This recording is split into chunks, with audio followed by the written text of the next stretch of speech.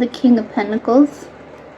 The King of Pentacles is a king on his bullhead throne, and in his right hand he holds the scepter with the orb at its end. His left rests upon a pentacle. In the background is a stone castle. His robe is decorated with a pattern of grapevines and ripe grapes. The face is dark, and there's no real definition or description to really show his image or reveal what he's really thinking. It's almost stoic. Yet perhaps it's his courage. This is a natural leader, and they master their prosperity. They are successful and in their valor, and could be really good at business affairs in general. This could also denote a victory, and in some instances it could be considered an individual that really is strong in possibly physics, geometry, being a mathematician or a scientist. There's intellect present with the King of Pentacles.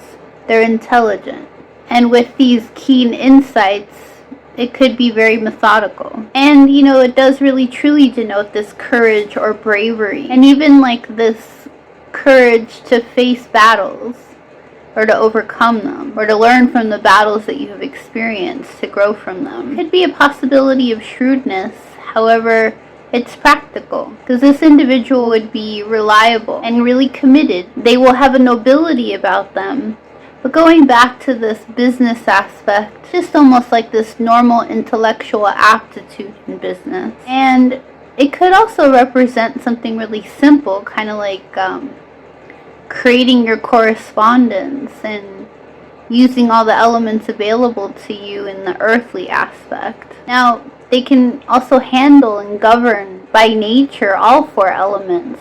There's ambition, also a sense of protection. And the person may have this quality of having a touch of gold. They take a leap of faith at times, but with a secure sense. They may enjoy luxury, and they as well can find this solution to the challenges that may come up. And if challenged with a problem, with this upright, it could come from a peaceful place. Also, it might be quite beneficial for this individual to find peace by retreating, so they can unwind their mind. That way they can also feel more satisfied in their endeavors. It's a sense that this individual has a commitment to a long-term goal, and they're conscious of what they need to attain in the material world for themselves as well as those that they're responsible for. It could be reminders with this individual that they know how to reap the rewards that's present, even if it's not truly revealed right there in front of them. And in a sense, there could be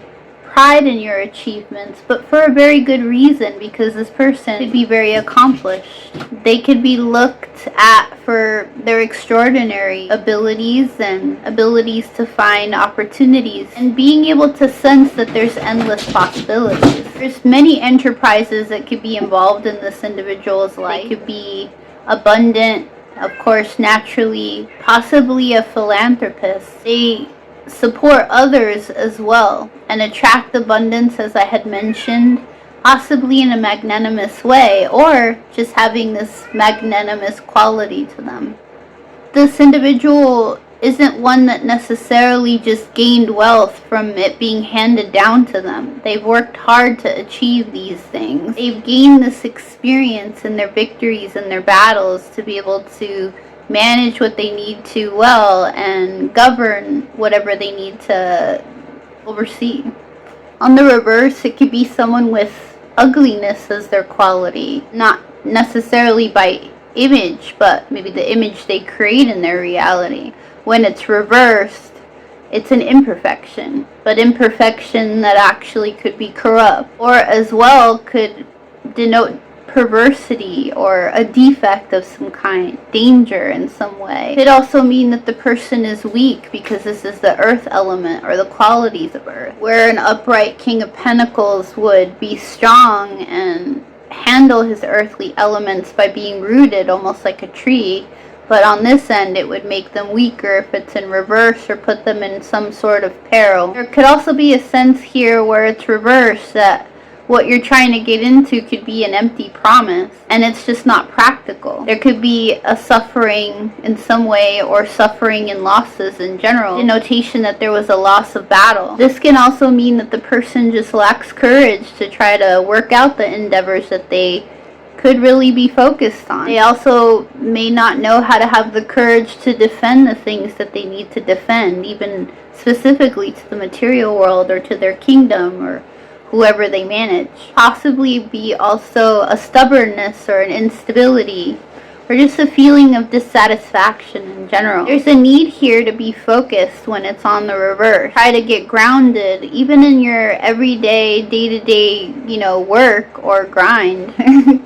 Whatever is required in the work world for you to really accomplish being a sovereign king or sovereign being. In closing, to review your progress, to decide that whether you're taking the right steps or not, and that you're meeting your goals appropriately, possibly writing out your goals or setting yourself up in some sort of discipline so that you have a healthy routine, so you can also be open to the changes that come in. To trust that, there could be faith in something that's invincible, even if it's not tangible. To know that it will manifest in the realm of form the way it needs to, by being aware that you have opportunities. And that opportunities can be any possibilities if you're aware that they can be found anywhere and everywhere that you're guided to, that is on your true path, or for you and the benefit of your tribe or the collective that you are managing. Knowing that you can carry out all the competence that you need and the consistency to create the reality that you need in the material world, and for the people, like I said, that you might be managing or in your kingdom in a sense. To carry out your commitments and be ready for the abundance that's meant to manifest for you now and in the world of the conditions that you're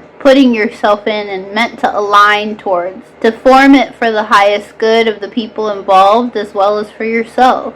And to know that you could manifest all the desires that you're conscious and aware of, that is, like I said, tangible to you, to create from what you desire to form. And I hope this helps you all in the present.